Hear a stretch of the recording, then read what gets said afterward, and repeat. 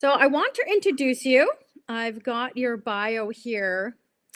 And I'm so curious because I think you just currently left the oil and gas industry in your, Yes. what we might call our regular jobs. And we're going to have an interesting conversation about our relationships with contribution, with work, and also labels today. I'm looking forward to it.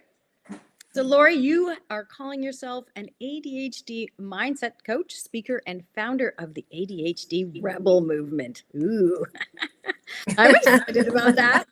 I like rebels. She bridges the gap between ADHD and personal development, helping women break free from self doubt, rewire their mindset, and transform their self images so they can step into their most confident, unstoppable selves. You've got a no BS approach. You empower ADHD women to ditch the victim mentality. Like that. Our culture is very victim oriented. Own their strengths and take control of their lives through her coaching events and upcoming Rebel Minds podcast. That'll be fun. Lorie's on a mission to redefine what it means to have ADHD, proving that ADHD women not only capable, but born to lead, create, and thrive. Woo! Yes. It sounds so Lorie's cool when great. you say it. Yeah, okay. Well, it is cool. How can we overcome what we think our society thinks is wrong and maybe live into more of our own creative power? I know when we talked before this live, we were talking about the masculine society and how so many of us are forced to fit into, well, Boxes. square pegs, Plates. boxes, whatever. So tell me more about that. You came from the oil and gas industry and you had to get yourself out. Yeah, well, so I worked in oil and gas for a really long time, like over 10 years, but I spent almost 10 years saying, what am I doing here? Why do I work here? It was one of those things that you're supposed to do. Like you're Mhm. supposed to, I grew up in the oil and gas industry. My family works in oil and gas. And so, that's what you're supposed to do. You're supposed to go and get this job and work at it for 40 years. And it doesn't matter if you like it or not. And I didn't hate every part of it, but I definitely felt like I could be contributing in a different way. I definitely wanted to have more freedom in my life. But what happened was I used to work in mining. So I used to sit in my work truck all the time in the mine. And I would just talk on Instagram. Like I would post videos about my life or basically about the chaos in my life. And I would talk about ADHD and I would very openly, I had no problem talking about it. I had no problem admitting I had ADHD. I started to get a lot of messages from people that were telling me that they felt really seen and heard because of how open I was talking about it.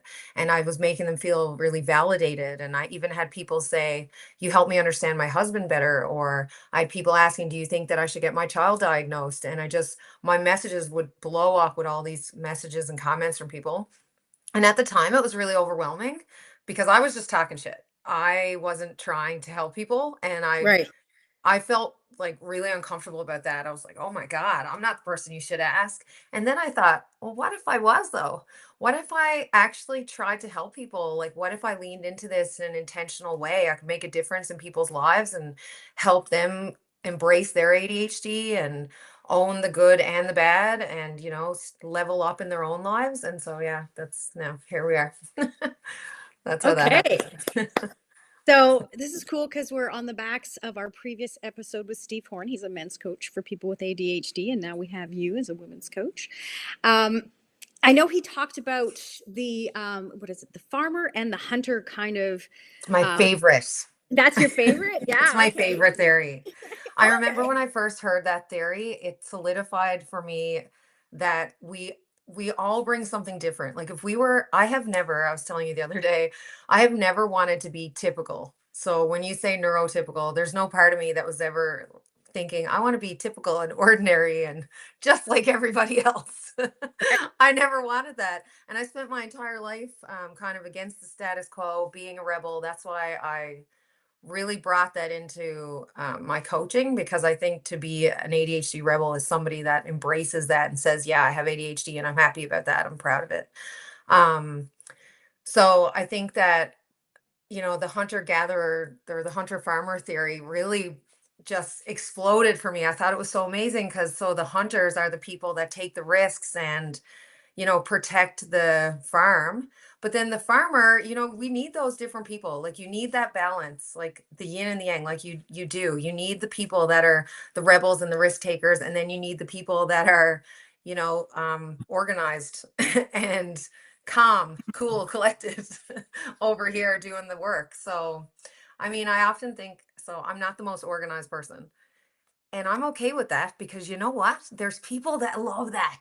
There are people that love organizing. They love to do those things. Who am I to take that away from them? I'll just delegate. You want to come organize my life? Go ahead. So I think that we all bring different gifts to the world. We all have different strengths. And I think that part of the problem with ADHD is that we Yes. spend so much of our time focusing on what we're not good at. So, like, I probably beat myself up for a long time about the fact that I'm not organized.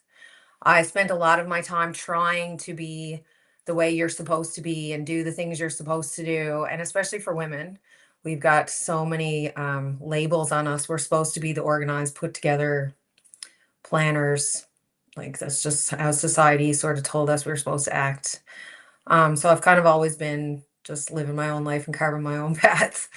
And then I think that if I didn't have all these expectations on me for like what I was supposed to be and what I was supposed to do, I don't think that my ADHD would have been such a problem because, No. yeah, Isn't if it that wasn't interesting? dictated that I was supposed to do this and that, I wouldn't have been hitting a wall. Imagine if I had spent time embracing the things I was good at and embracing my strengths, where I would be now, the things that I would have done if I hadn't wasted so much time focusing on the things that I'm not good at.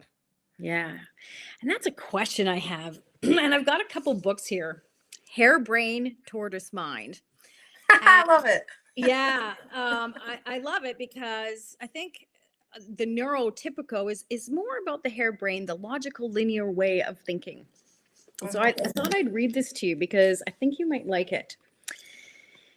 And I think it relates to ADHD, which I want to redefine because I think it's attention deficit disorder. And I think I might like to call it attuned to a higher dimension. Love But that. yeah, right. Big fan. So this is written by Guy Claxton, and he says, How intelligence increases when you think less.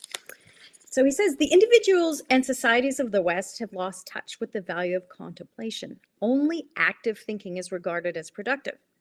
Sitting, gazing absently, and this is how I think ADHD is often thought of, out your office wall or classroom window is not of value. Yet many of those whom our society admires as icons of creativity and wisdom have spent a lot of their time doing nothing. Einstein, it said, would frequently be found in his office at Princeton staring into space. The Dalai Lama spent hours each day in meditation. Even that paragon of penetrating insight, Sherlock Holmes, is described by his creator as entering a meditative state with vacant, dreamy expression in his eyes. Now, there are a number of ways and reasons slow knowing has fallen into disuse. Partly, it's our changing concept and attitude towards time. And so I would love to know more about the concept of time in ADHD.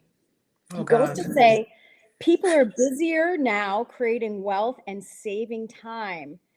Western mindset, time becomes this commodity, and an inevitable consequence is to think faster and to solve problems and to make decisions quickly.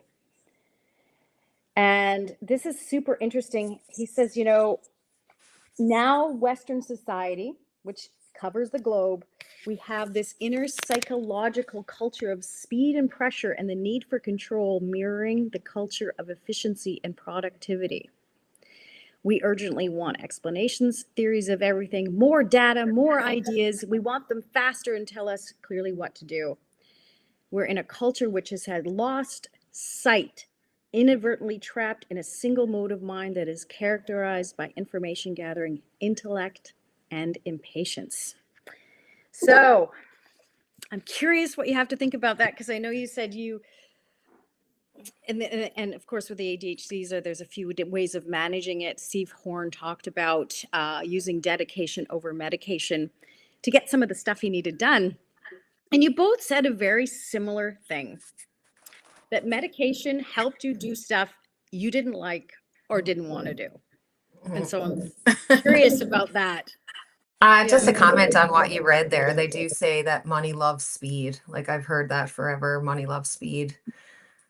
And Uh-huh. that, the quicker you make decisions, and decision Mm, making isn't, I don't know, one of my strong suits, I would say. Like I've told people before that I used to get overwhelmed in a food court.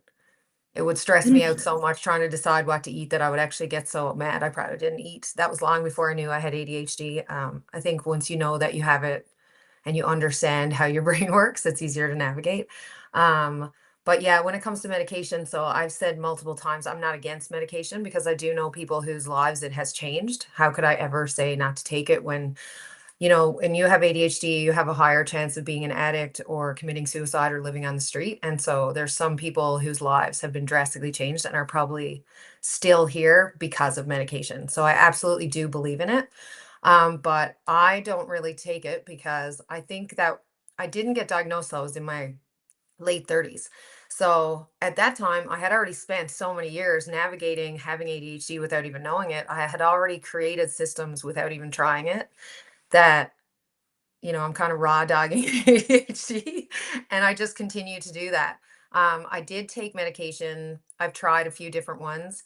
Sometimes, they're just, I don't know. It's a real, you really have to commit to it because there's so many different kinds. There's so many different dosages you can take, and then sometimes you'll really crash from them. But again, like it's kind of trial and error. And I just didn't really have the patience for the trial and error. I was like, you know what?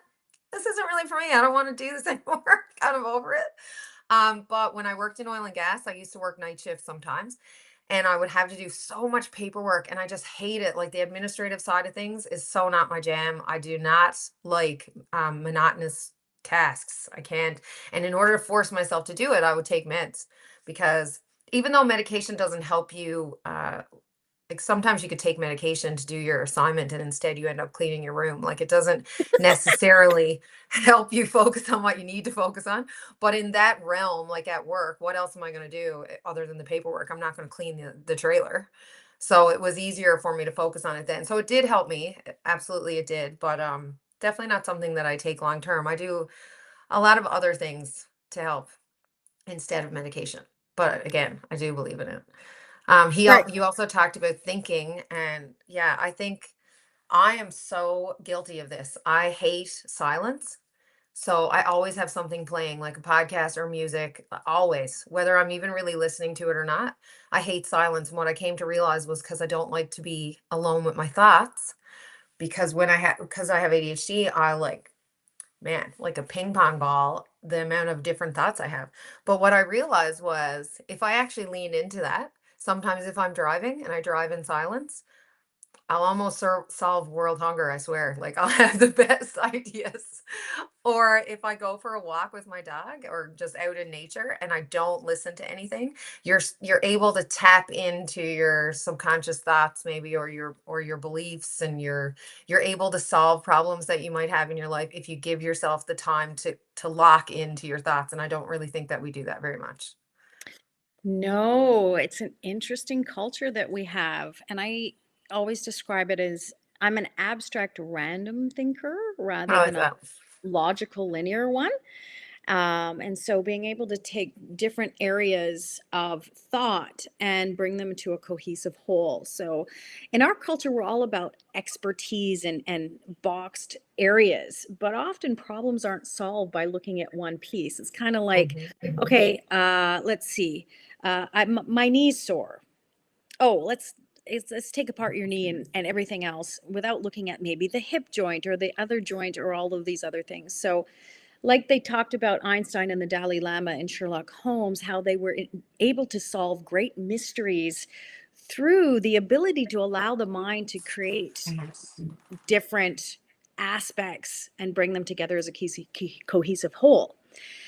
And I always think about time because we're under so much time pressure that we don't have the time just to be at ease to solve problems in a different way. And I notice Dre's more masculine in his way of doing work, but I will often just take rests, and it gives me such anxiety to see someone's schedule so full. And I will come up with ideas and execute them. I'm also a manifesting generator in the human design, so it's a bit different that way as well. But I got none of the ide- generator. yeah, ideas will come to me. And that's the other thing about abstract random thinkers or ADHD is often they think in pictures or imagination versus the logical linear. And we know that pictures speak 1,000 words. So Mhm. they're 1,000 times faster than a logical linear brain.